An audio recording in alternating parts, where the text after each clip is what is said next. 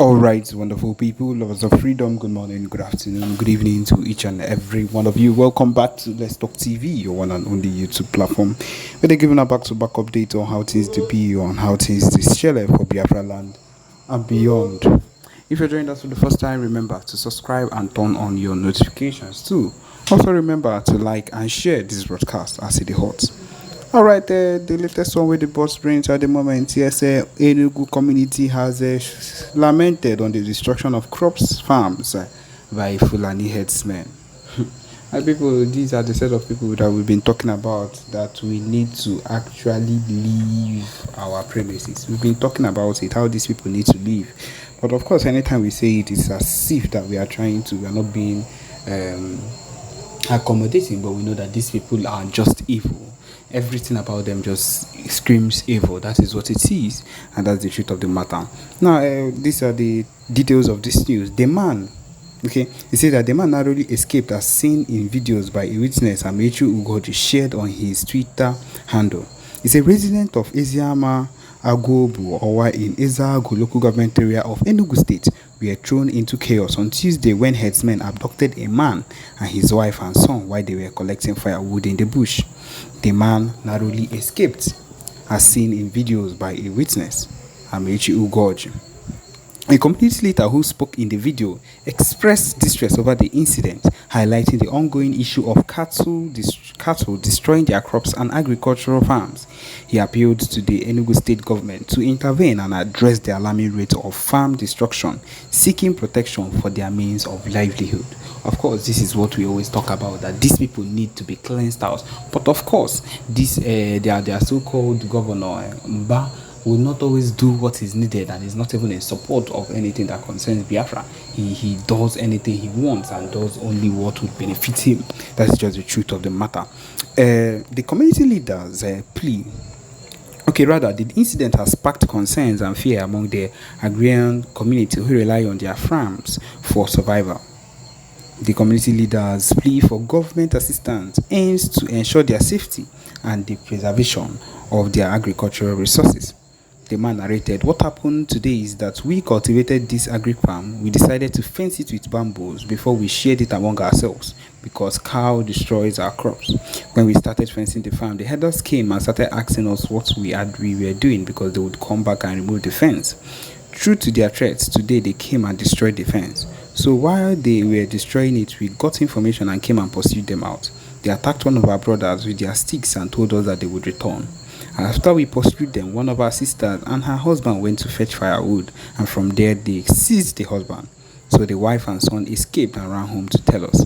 Also narrating how he miraculously escaped being slaughtered, the victim said that they were accused of killing their cow, a charge he vehemently denied. Of course, our dog came, my wife and son escaped and came to make a report that I was seized by Fulani headsmen inside the bush.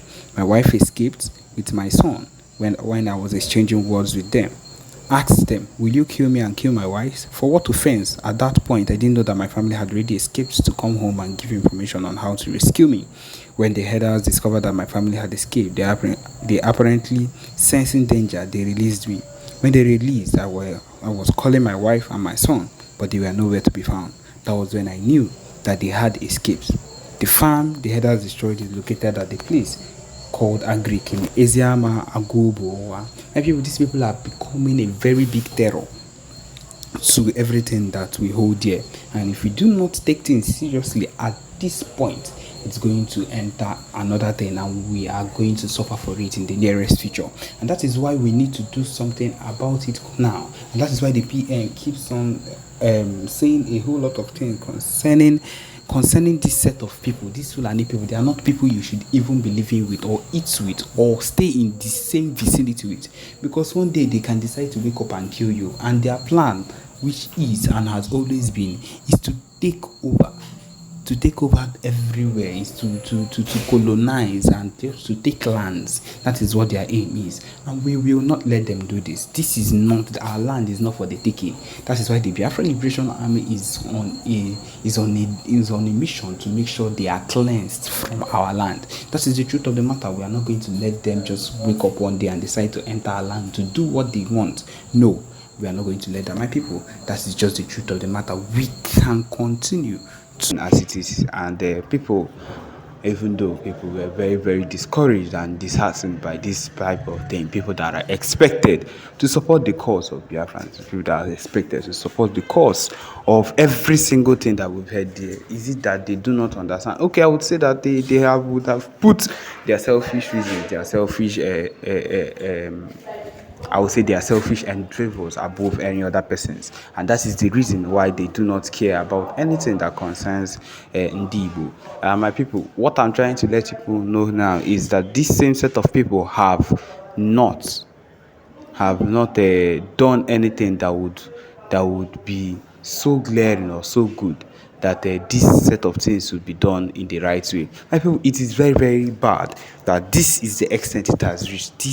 We've come to that particular time where this whole thing has escalated to this extent, and that Igbo leaders, Igbo politicians, even Ohanes and Igbo, we cannot even clearly be trusted. How you cannot trust your own people to do right by you. You cannot trust a fellow Igbo person. My people, that is why we even lost MNK in Kenya, because of this set of people, IPOB and maybe got information, and I don't know the whole history that comes up with it, that turned up the whole betrayal limit of everything that caused why we lost Ohamadike Ndibo, Mazi Nnamdi Kanu. And at this particular point, we still look at it and we think of why we find ourselves in such states, why we find ourselves in such bad states. My people, in fact, I would call it a bad state because it is not what we would expect to happen. Why would we find ourselves in such states?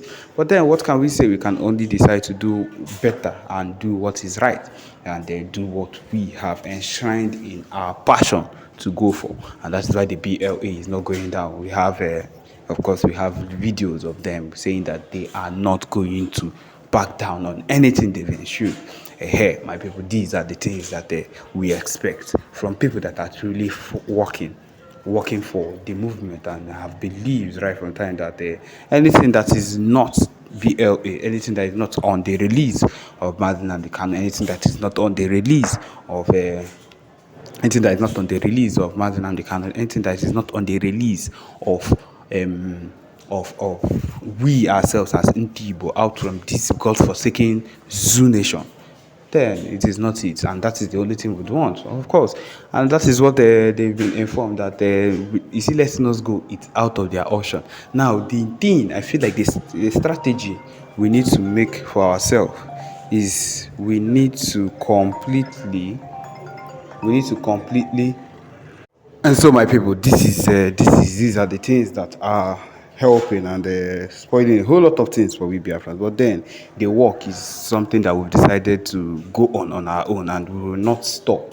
We will not relent on any level because, of course, relenting has never been any other thing. We are doing this for ourselves. We are doing it for the lives that have been lost in the course to be better and every single thing. So, my people, it is not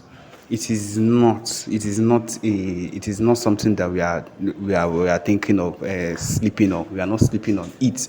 We are not carrying. The carry lot. BLA is here in every state, ready to go against these people, no matter what they've decided to put up against the Biafra Liberation Army. No, nothing of such would hold the Biafran Liberation Army down. No matter the kind of things they send, we will always be reinforced with more people, with more soldiers. Adding up that we now have foreign alliances that will help our cause, and of course, for a foreign alliance to be able to help our cause, to help what we ourselves are claiming that we want, which we truly want, they need to be able to see that we ourselves are able to fight for what we want. And until we are able to show that we are able to fight, when it comes out and the time comes for us to show ourselves and say, yes, this is what we want, when we've given them that hit to the extent that they do not and they cannot relent, they cannot reject anymore, and then they come out and they say these are the signs that these people have been crying and have been saying that they want. That is the aim of all these things that is happening. It is not, we are not doing these things just because we feel like we are doing it, because we want a whole lot of evidence to show that we have been saying this and we have been doing this, and these people have been fighting us and we've been fighting back. We've not relented to show that we really want the release of Mazi Nnamdi Kanu, and we really also want to we want to be on our own, and that is the main thing we've had in our minds all through. That is the movement, the passion that will keep moving us until the end. So yes, my people, this is where we come to the end of this particular broadcast. Thank you for joining us. Remember to subscribe and turn on your notifications and share too. Thank